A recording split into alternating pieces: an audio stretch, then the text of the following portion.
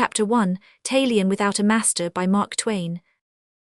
It is almost a fortnight now that I am domiciled in a medieval villa in the country, a mile or two from Florence. I cannot speak the language. I am too old now to learn how, also too busy when I am busy and too indolent when I am not, wherefore some will imagine that I am having a dull time of it. But it is not so. The help are all natives. They talk Italian to me, I answer in English. I do not understand them, they do not understand me, consequently no harm is done, and everybody is satisfied. In order to be just and fair, I throw in an Italian word when I have one, and this has a good influence. I get the word out of the morning paper. I have to use it while it is fresh, for I find that Italian words do not keep in this climate. They fade toward night, and next morning they are gone. But it is no matter.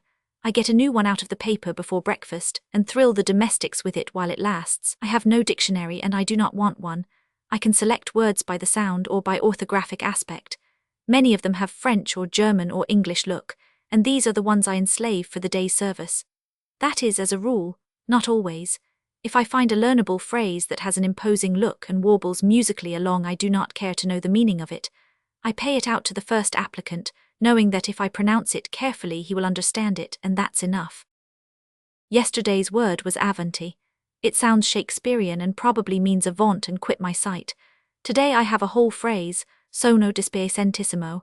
I do not know what it means, but it seems to fit in everywhere and give satisfaction. Although as a rule my words and phrases are good for one day and train only, I have several that stay by me all the time, for some unknown reason, and these come very handy when I get into a long conversation and need things to fire up within monotonous stretches. One of the best ones is Dave E49 Gatto. It nearly always produces a pleasant surprise, therefore I save it up for places where I want to express applause or admiration. The fourth word has a French sound, and I think the phrase means that takes the cake. During my first week in the deep and dreamy stillness of this woodsy and flowery place, I was without news of the outside world, and was well content without it. It had been 4 weeks since I had seen a newspaper, and this lack seemed to give life a new charm and grace, and to saturate it with a feeling verging upon actual delight. Then came a change that was to be expected. The appetite for news began to rise again. After this invigorating rest, I had to feed it, but I was not willing to let it make me its helpless slave again. I determined to put it on a diet, and a strict and limited one. So I examined an Italian paper with the idea of feeding it on that, and on that exclusively. On that exclusively, and without help of a dictionary. In this way I should surely be well protected against overloading and indigestion. A glance at the telegraphic page filled me with encouragement. There were no scare heads. That was good, supremely good. But there were headings, one-liners and two-liners, and that was good too, for without these one must do as one does with a German paper, pay out precious time in finding out what an article is about, only to discover in many cases that there is nothing in it of interest to you. The headline is a valuable thing. Necessarily we are all fond of murders, scandals, swindles, robberies, explosions, collisions, and all such things, when we know the people, and when they are neighbours and friends, but when they are strangers we do not get any great pleasure out of them as a rule. Now the trouble with an American paper is that it has no discrimination. It rakes the whole earth for blood and garbage, and the result is that you are daily overworked and suffer a surfeit. By habit you stow this muck every day, but you come by and by to take no vital interest in it. Indeed, you almost get tired of it. As a rule, 49/50ths of it concerns strangers only, people away off yonder 1,000 miles, 2,000 miles, 10,000 miles from where you are. Why, when you come to think of it, who cares what becomes of those people? I would not give the assassination of one personal friend for a whole massacre of those others. And, to my mind, one relative or neighbour mixed up in a scandal is more interesting than a whole Sodom and Gomorrah of outlanders gone rotten. Give me the home product every time. Very well, I saw at a glance that the Florentine paper would suit me. 5 out of 6 of its scandals and tragedies were local. They were adventures of one's very neighbours, one might almost say one's friends. In the matter of world news there was not too much, but just about enough. I subscribed. I have had no occasion to regret it. Every morning I get all the news I need for the day, sometimes from the headlines, sometimes from the text. I have never had to call for a dictionary yet. I read the paper with ease. Often I do not quite understand, often some of the details escape me, but no matter, I get the idea. I will cut out a passage or two, then you see how limpid the language is. 49 Ritorno dei Beati 500 Italia. Elargizzini del Re all ospedal Italiano. The first line means that the Italian sovereigns are coming back, they have been to England. The second line seems to mean that they enlarged the king at the Italian hospital, with a banquet I suppose. An English banquet has that effect. Further. 49 Ritorno dei Sovrani. A Roma. Roma, 24, or 2250. I Sovrani e la Principessa really si attendono a Roma domani alle or 1551. Return of the sovereigns to Rome, you see. Date of the telegram, Rome, November 24, 10 minutes before 23 o'clock. The telegram seems to say, the sovereigns and the royal children expect themselves at Rome tomorrow at 51 minutes after 15 o'clock. I do not know about Italian time, but I judge it begins at midnight and runs through the 24 hours without breaking bulk. In the following ad, the theatres open at 20:30. If these are not matinees, 20:30 must mean 8:30 p.m. by my reckoning. Teatro della Pergola or 2030, Opera, Boheme. Teatro Alfieri, Compagnia Drammatica Drago or 2030, La Leg. Alhambra or 2030, Spettacolo Variato. Sala Edison, Grandioso Spettacolo Cinematografico, Quo Vadis. Inaugurazione della Chiesa Rossa, in coda al direttissimo, Vegut 501 Firenze con Gran Movimento, America. Transporto tranche giganteschi ai ladri in Casa del Diavolo, scene comic. Chapter 101, Nematografo via Brunelleschi and 4, Programma straordinario don Quixote presi popolari. The whole of that is intelligible to me, and sane and rational, too, except the remark about the inauguration of a Russian cheese. That one oversizes my hand. Gimme me 5 cards. This is a 4-page paper, and as it is set in long primer leaded and has a page of advertisements, there is no room for the crimes, disasters, and general sweepings of the outside world.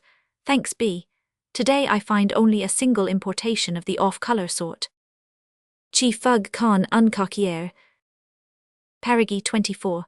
49 Matin Hodebur Lino, ci la Principessa Scoven Berwoldenbura Skampav November, Sareb Partita col su cocchiere. La Principessa ha 27 anni. 27 years old and Skampav, scampered on the 9th November. You see by the added detail that she departed with her coachman. I hope Sareb has not made a mistake, but I am afraid the chances are that she has. Sono dispiacentissimo. There are several fires, also a couple of accidents. This is one of them.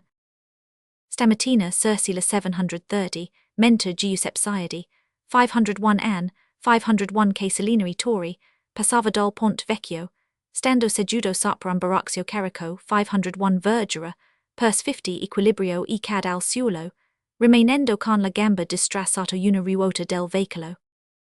Lo Saidi fu subito raccolto da alcuni cittadini, ci, per mezzo della pubblica vettura N365, lo trasporto a San Giovanni 501 Dio. 549 Medico 501, Guardia gli riscontro la frattura della gamba, distra e alcun levi escoriazzini, giudicandolo garibile, in 50 giorni salvo complicazioni. What it seems to say is this: serious disgrace on the old bridge. This morning about 7:30, Mr. Joseph Saidi, age of Casalina and Tori, while standing up in a sitting posture on top of a carico barrow of foliage, vegetables, lost his equilibrium and fell on himself, arriving with his left leg under one of the wheels of the vehicle. Said Saidi was suddenly gathered in, by several citizens, who by means of public cab number 365 transported him to St. John of God.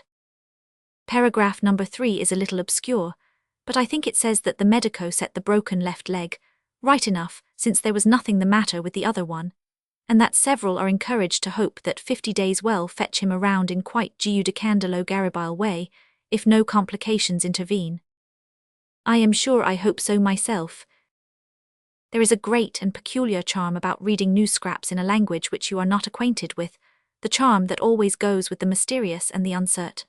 You can never be absolutely sure of the meaning of anything you read in such circumstances. You are chasing an alert and gamey riddle all the time, and the baffling turns and dodges of the prey make the life of the hunt. A dictionary would spoil it. Sometimes a single word of doubtful purport will cast a veil of dreamy and golden uncertainty over a whole paragraph of cold and practical certainties, and leave steeped in a haunting and adorable mystery an incident which had been vulgar and commonplace, but for that benefaction. Would you be wise to draw a dictionary on that gracious word? Would you be properly grateful? After a couple of days' rest, I now come back to my subject and seek a case in point.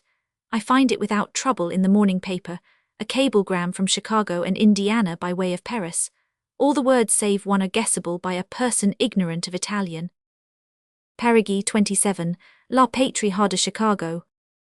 49 Guardiano del Titolo dell'Opera 501 Wallis, Indiana. Avendo voluto espellere uno spettacolo ci continuava a fiume malgrado 49 dividi, questo spalleggiato di su amiciter o diversi colpi 501 rivoltella. 49 Guardiano ripos, nac una scarica generale, grand panico tra gli spettatori, nessun ferito. Translation: Revolveration in theatre. Paris 27th. La Patrie has from Chicago. The cop of the theatre of the Opera of Wallis, Indiana, had willed to expel a spectator which continued to smoke in spite of the prohibition, who, spalleggiato by his friends, Fr.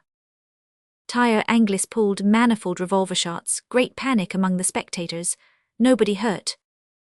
It is bettable that that harmless cataclysm in the theatre of the Opera of Wallis, Indiana, excited not a person in Europe but me, and so came near to not being worth cabling to Florence by way of France. But it does excite me. It excites me because I cannot make out for sure what it was that moved the spectator to resist the officer. I was gliding along smoothly and without obstruction or accident until I came to that word spalleggiato. Then the bottom fell out. You notice what a rich gloom, what a sombre and pervading mystery that word sheds all over the whole Wallachian tragedy. That is the charm of the thing, that is the delight of it. This is where you begin, this is where you revel. You can guess and have all the fun you like. You need not be afraid there will be an end to it. None is possible, for no amount of guessing will ever furnish you a meaning for that word that you can be sure is the right one. All the other words give you hints, by their form, their sound, or their spelling. This one doesn't, this one throws out no hints, this one keeps it secret. If there is even the slightest slight shadow of a hint anywhere, it lies in the very meagerly suggestive fact that spalleggiato carries our word egg in its stomach. Well, make the most out of it, and then where are you at? You conjecture that the spectator which was smoking in spite of the prohibition and become reprohibited by the guardians, was egged on by his friends, and that was owing to that evil influence that he initiated the revolveration in theatre that has galloped under the sea and come crashing through the European press without exciting anybody but me. But are you dead sure, that that was the way of it? No. Then the uncertainty remains, the mystery abides, and with it the charm. Guess again. If I had a phrase book of a really satisfactory sort, I would study it, and not give all my free time to undictionarial readings, but there is no such work on the market. The existing phrase books are inadequate. They are well enough as far as they go, but when you fall down and skin your leg, they don't tell you what to say.